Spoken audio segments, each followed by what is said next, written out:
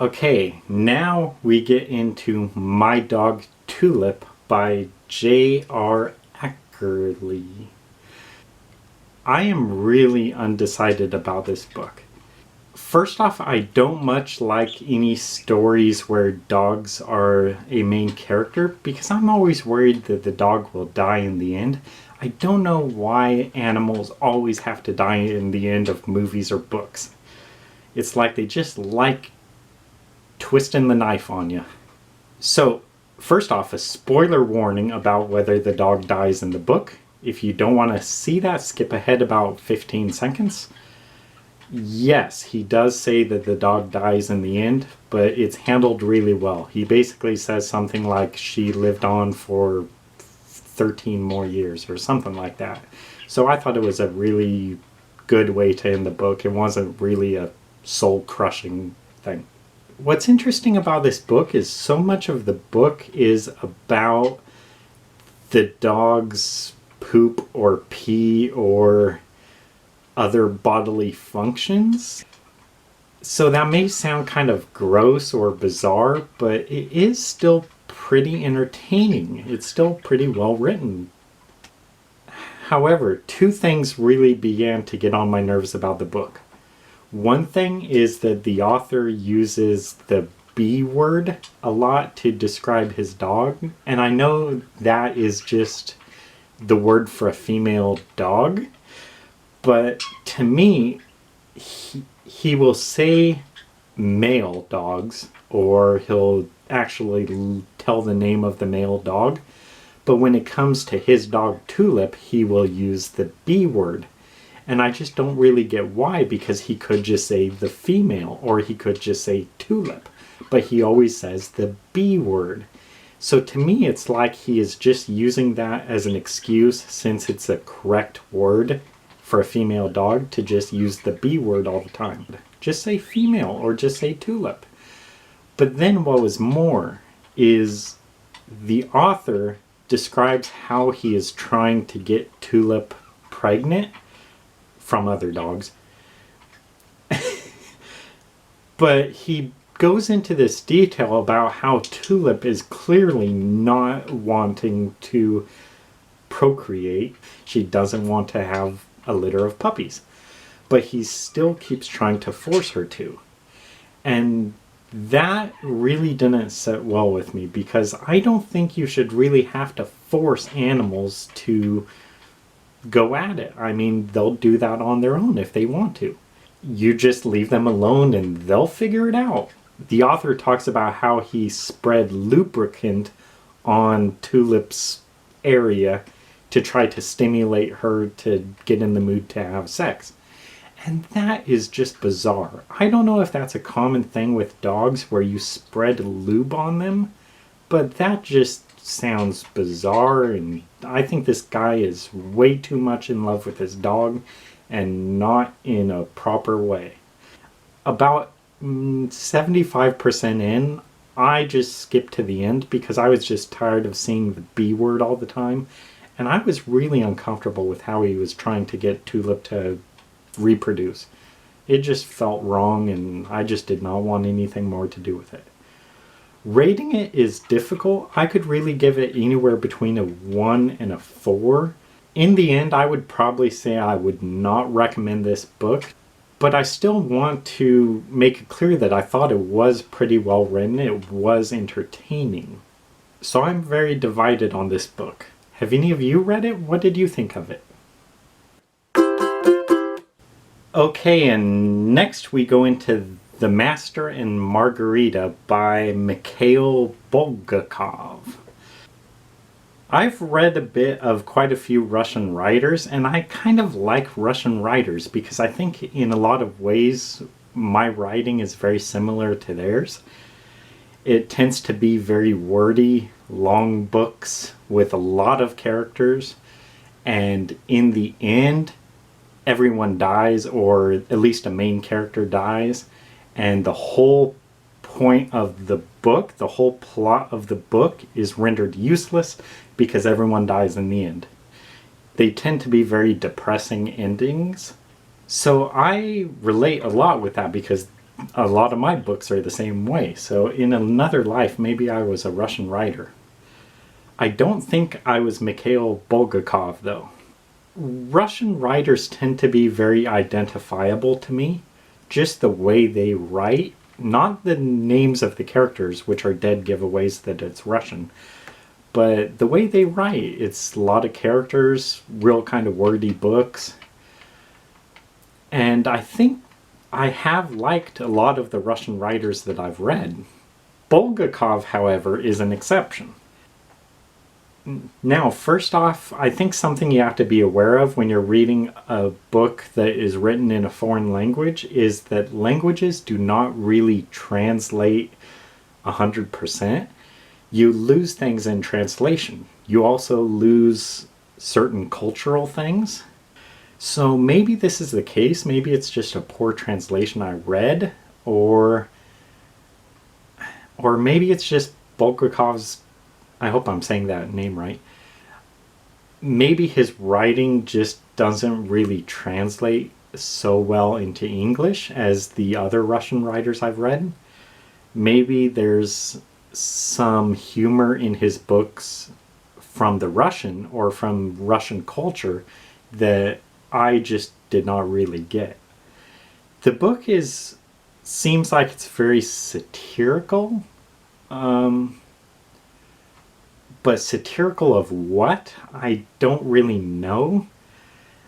The book was just really difficult for me to understand a lot of it.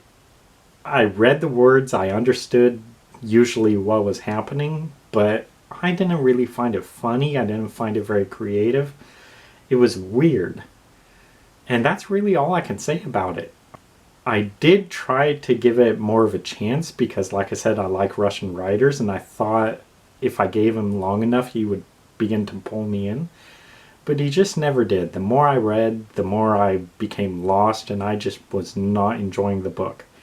The first chapter or so, when it goes to Pontius Pilate meeting Jesus, was kind of interesting. But from then on, it was just a downhill slope. So rating it, personally, I would probably just give it a 2-star review. It was just okay. It was nothing special. I didn't see anything especially good about it. But there was nothing I really hated about it either. Have any of you read this book? Because I have heard some people rave about this book. Like it's one of the weirdest, crazy things that they've read, and they enjoy it.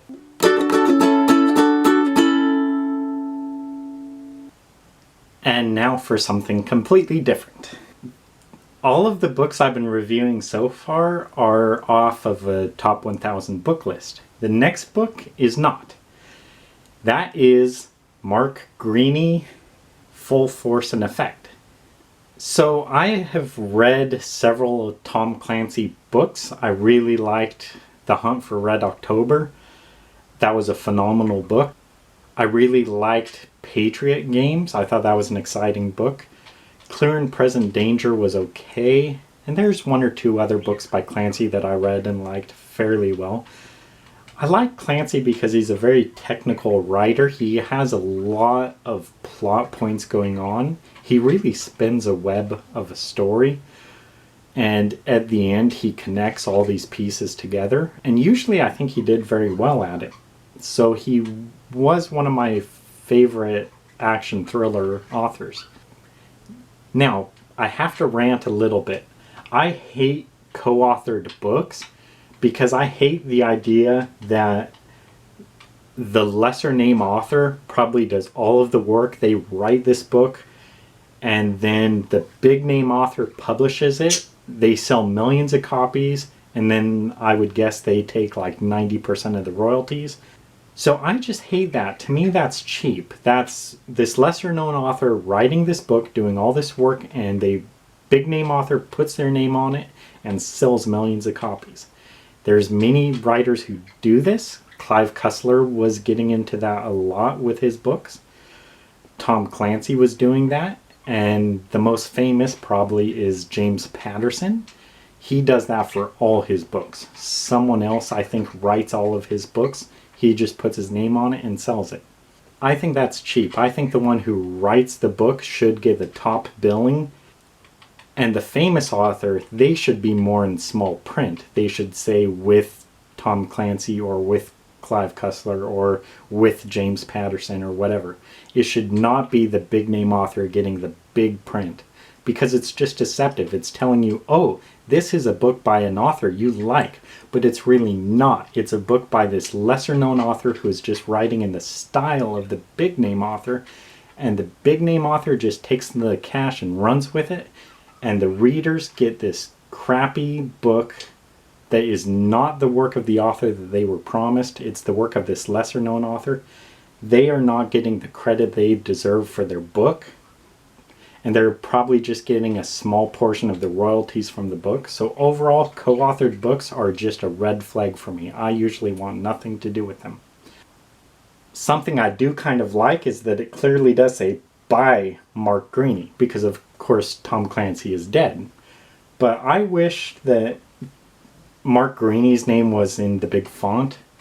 I know they probably can't really do that. I know it's probably some kind of negotiation with the Clancy family estate, but I still think the one who actually writes the book should give the big name credit, and then at the bottom it should say a Tom Clancy novel or something like that from Tom Clancy's world, or characters created by Tom Clancy. That's what it should say, not the big name author in the big print. That is a major pet peeve of mine. So I did not read far into this book. I read probably just about 25-30 pages. I saw everything I needed to see and moved on. But in those 25-30 pages, I'll tell you the things I observed. One thing was that Mark Greaney had a terrible tendency to full name characters. I hate when writers do this.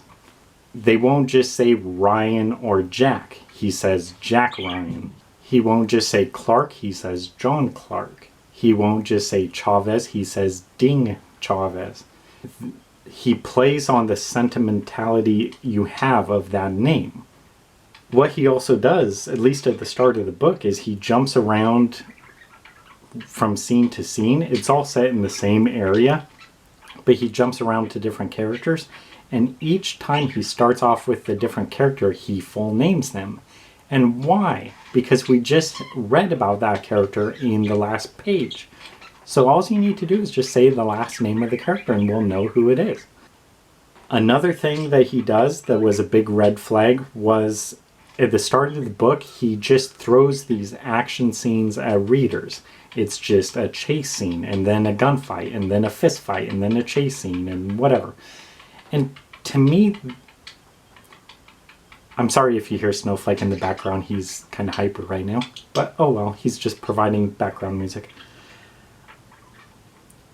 To me, it is really cheap when so-called action thriller books do that. They just have a generic chase scene, a generic fight scene, whatever, and they just jump from one to the other. It's real short sections. They all end with cliffhangers like, uh-oh, and then end of chapter, and then, uh-oh, end of chapter. Because they think that if they have short chapters with real quick action scenes, that somehow that makes the book a page turner. And it's really not. Just throwing action scenes at readers and having short chapters with mini cliffhangers, that is not a page turner. That is not an action thriller. To make a real thriller, you have to care about the characters. You have to be invested somewhat in the characters. Because if there's this fight scene, why will I care about whether the character lives or dies if I don't even care about the character yet? Why would I care if they catch the bad guy if I don't even know who the bad guy is or what they're after or what the good guys are after? No, it's just throwing action at readers. And that does not work in novels. Novels are very different from films. Action in films is different. In films, you want to see every bullet flying, every punch thrown, every kick, the car chases. You want to see the cars slamming into each other. But in novels, what you want to see more is character decisions, character consequences for character actions. You want to see the next plot point. Those are the things that matter to you in novels. So Greaney starts this book with all these action scenes thrown at readers, and it's just boring. It's not an action thriller. And that's what I think Tom Clancy did so well, is he had intrigue. And that's what Greaney is lacking, at least in the start of the book. I grant I did not read very far, but Clancy, I do not recall throwing action at readers like that. But it gets worse. There is a chapter of this book that literally begins with the words Iranian bomb maker Adil Zarif, or whatever his name. That is how he is introduced in the chapter. Iranian bomb maker Abdel Zarif. It is such a stereotypical typecasting. Not just the fact that he's an Iranian bomb maker or whatever, that's fine. But the fact that he is introduced to readers that way. I cannot describe how terrible of writing that is. It's just the most thoughtless writing you could come up with. I mean, that is like beginning a chapter by saying, like, evil German scientist Erwin Schrödinger or whatever.